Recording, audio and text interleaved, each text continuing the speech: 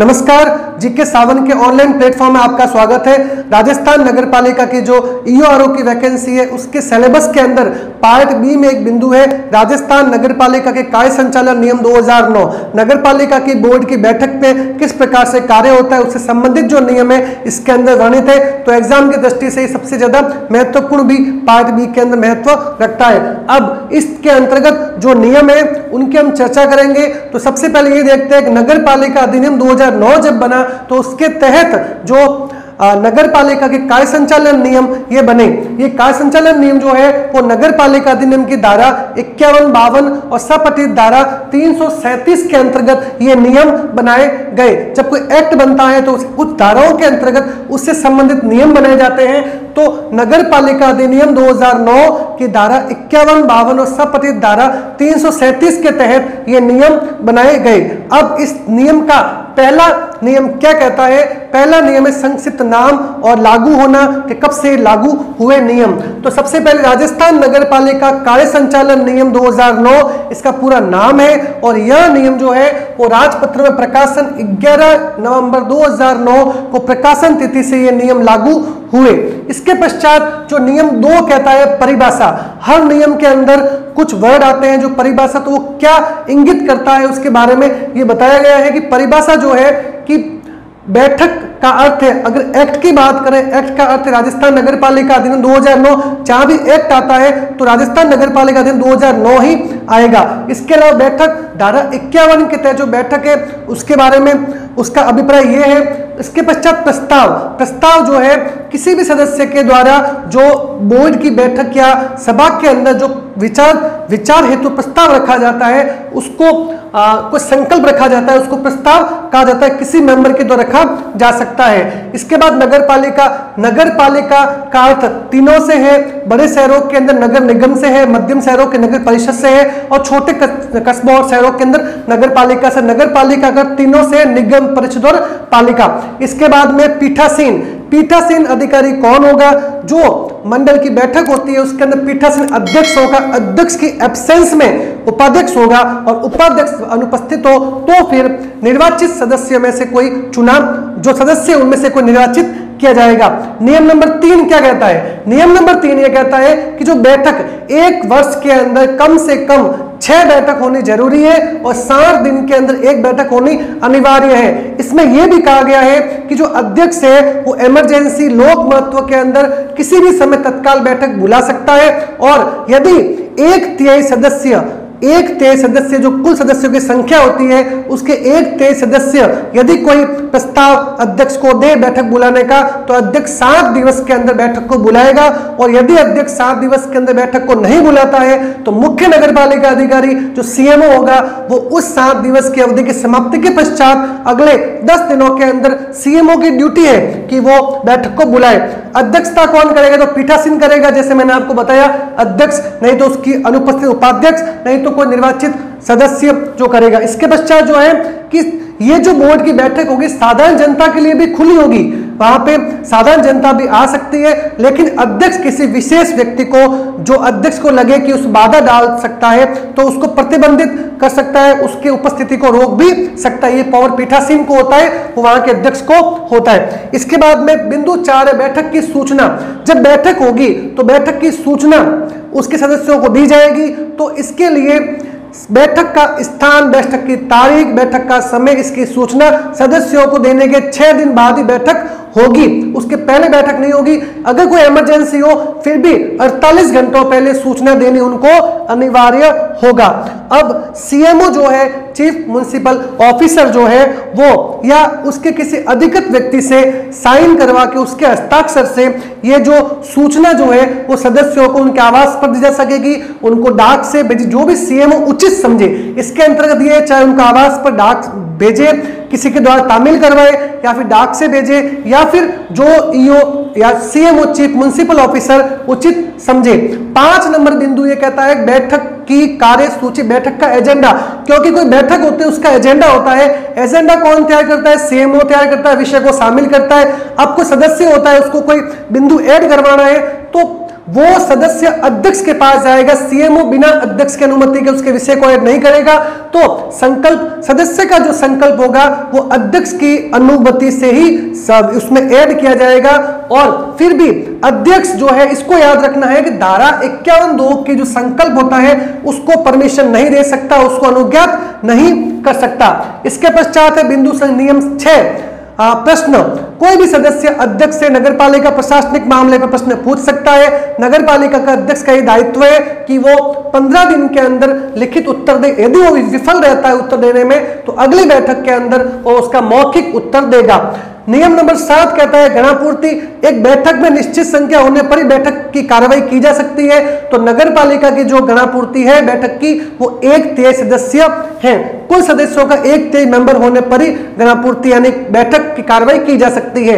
अब नियम नंबर 8 ही कहता है अगर क्वारम पूरी ना हो तो क्या होगा, तो यदि 1/3 सदस्य 1 घंटे के अंदर यानी बैठक चालू होने के 1 घंटे के अंदर 1/3 मेंबर पूरे ना हो तो, और उसके बाद में यदि वहां जो उपस्थित मेंबर है वो रुकने को तैयार ना हो तो अध्यक्ष उस बैठक को स्थगित करेगा और उन उपस्थित मेंबर की सहमति से नई तारीख और समय निर्धारित करेगा। इसके पश्चात नियम नंबर 9, कोई भी संकल्प होगा, कोई भी प्रस्ताव होगा बैठक के अंदर बहुमत से उस पर विचार किया जाएगा, बहुमत से निर्णय लिया जाएगा और अध्यक्ष जो होगा वो निर्णायक वोट देगा। यदि वोटिंग बराबर रहती है तो अध्यक्ष का वोट निर्णायक होगा। और नियम नंबर 10 ये कहता है कि वोटिंग पर जो वोटिंग के लिए जो प्रस्ताव रखा गया है उसमें अध्यक्ष हाथ खड़े करवाएगा और पक्ष विपक्ष के अंदर हाथ खड़े करवाएगा और जिन लोगों ने हाथ खड़े किए उनके नाम भी रिकॉर्ड किए जाएंगे, उनके नाम भी अभिलिखित किए जाएंगे। इसके पश्चात नियम नंबर 11 ये कहता है कि जो सीएमओ है उसकी ड्यूटी है कि जिस समय बैठक हुई है उसके 3 दिन के अंदर बैठक का माइनूस अपने देखरेख में तैयार करवाए, हिंदी देवनागरी लिपि के अंदर तैयार करवाए और उसके पश्चात उस पे सीएमओ के साइन होंगे, उस पे अध्यक्ष के साइन होंगे और वो डीडीआर, डीएलबी संबंधित जो भी स्थानीय जनप्रतिनिधि है और अगर निगम का मामला है तो डिविजनल कमिश्नर को उसके प्रतिलिपि भेजी जाएगी और अध्यक्ष सीएमओ को लगता है यानी मुख्य कार्यकारी अधिकारी को यह लगता है कि उसके विनिश्चय के अनुसार कार्य नहीं हुआ है तो वो राज्य सरकार को इसके बारे में सूचित करेगा। नियम नंबर ये कहता है कि बोलने पर निर्बंधन, एक बैठक है, बैठक के अंदर ऐसा नहीं है कि हर व्यक्ति, हर सदस्य अपनी मर्यादा लांघ के बोल सकता है, तो उसकी भी कुछ सीमाओं का निर्धारित किया गया है। बोलने पर निर्बंधन, कोई भी सदस्य बोलते समय ऐसे किसी भी बिंदु पर चर्चा नहीं करेगा जो कोर्ट के अंदर लंबित है सिवाय उनके कि जिनमें समझौते की शक्ति दी गई है।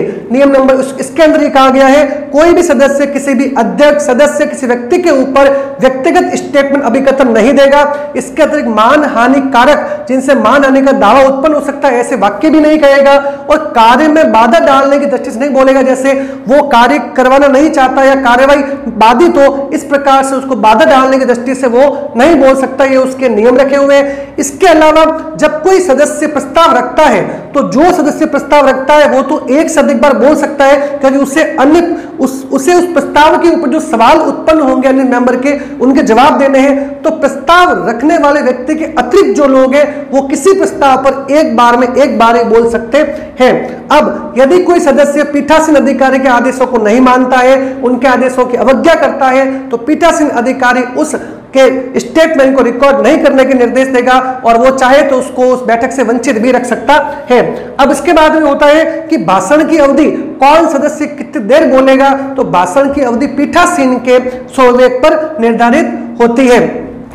इसके बाद में नियम 14 ये कहता है कि सदस्य जो है उनके कोई बैठक के अंदर कोई प्रस्ताव रखा गया है, कोई विषय रखा गया है, उसमें कोई सदस्य है उनके कोई धनिया हित अगर है तो क्या होगा, तो यदि सदस्य है उसके परिवार का कोई मेंबर हो, उनके किसी विषय जो जन कल्याण से संबंधित है उसके अंदर कोई कारोबार में भागीदारी हो या फिर सदस्य का धन्य हित हो तो उसके अंदर जो अध्यक्ष है वो उसको विचार विमर्श करने और उसको मत देने से रोक सकेगा और वो विचार विमर्श और मत नहीं दे पाएगा, ये इस नियम के अंदर कहा गया है। इसके बाद में है नियम नंबर 15। नियम नंबर 15 है कि दिन का क्रम क्या होगा, तो एजेंडे के अनुसार यानी कार्यसूची के अनुसार सिंपल सा है। नियम 16 कहता है कि बैठक में किए जाने वाले कार्य क्या क्या है, तो सबसे पहले इसके अंदर ही बताया गया है कि जो बैठक के अंदर जो एजेंडे के अंदर है वो उन पर चर्चा की जाएगी और बिना अध्यक्ष की अनुमति के किसी भी विषय नए विषय के ऊपर विचार नहीं किया जाएगा।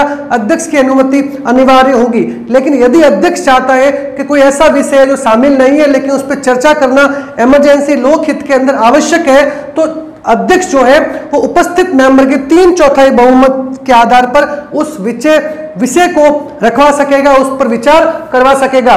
नियम 17 कहता है बैठक का निलंबन, यदि मंडल की बैठक के अंदर किसी प्रकार की अवस्था होती है तो अध्यक्ष नई तारीख का ऐलान करके उसको निलंबित कर सकता है, अगली तारीख तक निलंबित कर सकता है। नियम 18 कहता है व्यवस्था बनाए रखना।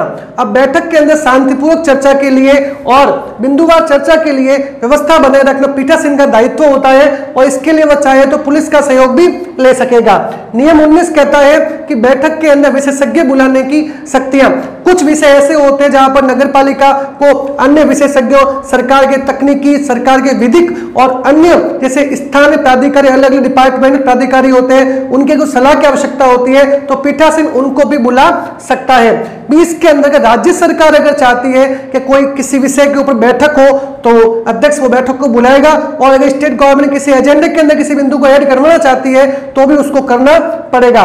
नियम नंबर 21 ये कहता है कि रिकॉर्ड और कार्यवाही की रक्षा, तो समस्त अभिलेख, समस्त रिकॉर्ड, समस्त कार्यवाही जो होगी उनकी रक्षा करने का कार्य चीफ म्युनिसिपल ऑफिसर, सीएमओ, मुख्य कार्यकारी अधिकारी का होगा। नियम 22 कहता है निरसन और व्यावर्ती, यानी कि इस नियम जो अभी कार्य संचालन नियम आए हैं इसके पहले कार्य संचालन नियम 1974 अस्तित्व में थे, तो नए नियम आने से वो नियम समाप्त हो गए, वो रिपील हो गए, निश्चित हो गए हैं। और इसमें एक लाइन ये जोड़ी गई है कि भाई अगर उस जो 1974 के कोई नियम के कोई बिंदु है उसके बिंदु अगर इस नियम का उल्लंघन नहीं करते, इनको चैलेंज नहीं करते हैं तो वो भी इस नियम के अधीन समझे जाएंगे। राजस्थान नगरपालिका की जो ईओआरओ की वैकेंसी है उसके अंदर पार्ट बी बड़ा महत्वपूर्ण रोल अदा करता है, क्योंकि पार्ट बी जो है उसका 40 नंबर का वेटेज है और इसके अतिरिक्त पॉलिटी, अगर सिलेबस लिमिटेड है तो क्वेश्चन भी बहुत ही डीप से आने की संभावना है। अब इसके अगली वीडियो के अंदर बात करेंगे राजस्थान नगरपालिका सामान्य क्रय अनुबंध नियम 1974 की। तो धन्यवाद।